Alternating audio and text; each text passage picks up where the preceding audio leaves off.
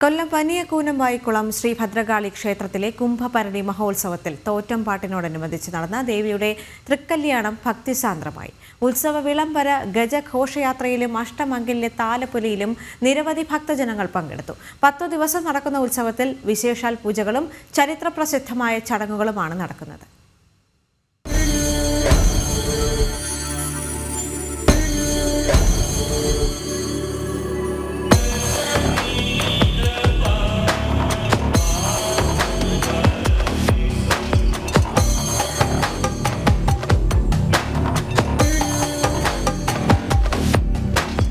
പ്രകൃതിയോടിണങ്ങി കാവുകളുടെ സമ്പ്രദായത്തിൽ പഴയ തനിമയോടെയും ആചാരപ്പെരുമയോടെയും നിലനിൽക്കുന്ന ക്ഷേത്രമാണ് വലിയ കൂനംവായിക്കുളം ശ്രീഭദ്രകാളി ക്ഷേത്രം. ക്ഷേത്രത്തിലെ 5ാം ഉത്സവ ദിവസം ദേവിയുടെ തൃക്കല്യാണമാണ്. ചടങ്ങിന് മുൻപായി തോറ്റംപാട്ട് ആരംഭിച്ചു.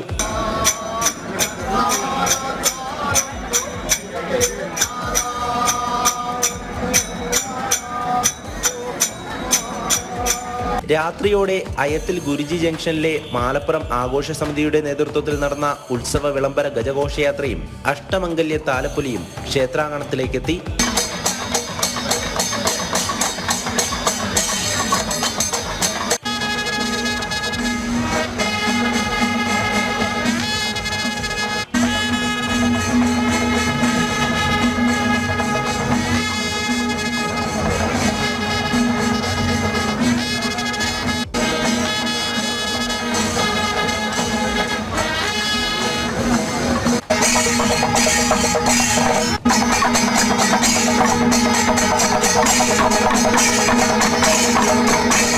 തുടർന്നുള്ള ശുഭമുഹൂർത്തത്തിൽ നിരവധി ഭക്തജനങ്ങളുടെ സാന്നിധ്യത്തിൽ ദേവിയുടെ തൃക്കല്യാണം നടന്നു.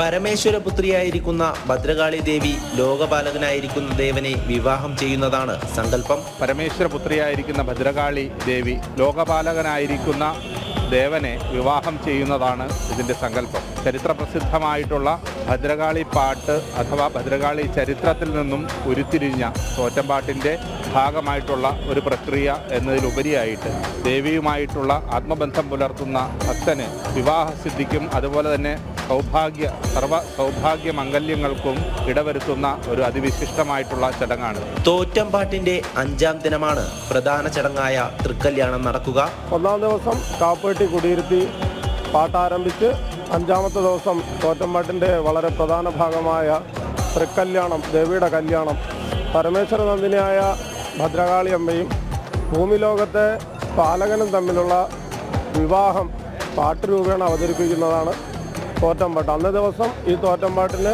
ചുറ്റുനിരുന്ന് കേൾക്കുന്ന എല്ലാ ഭക്തർക്കും ദേവിയുടെ അനുഗ്രഹത്താൽ സർവ്വവിധ ഐശ്വര്യങ്ങളും ഉണ്ടാവുന്നതായി അറിയപ്പെട്ടു വരുന്നു. 10 ദിവസം നടക്കുന്ന ഉത്സവത്തിന്റെ ഭാഗമായി വലിയ ഭക്തജനത്തിരക്കാണ് അനുഭവപ്പെടുന്നത്.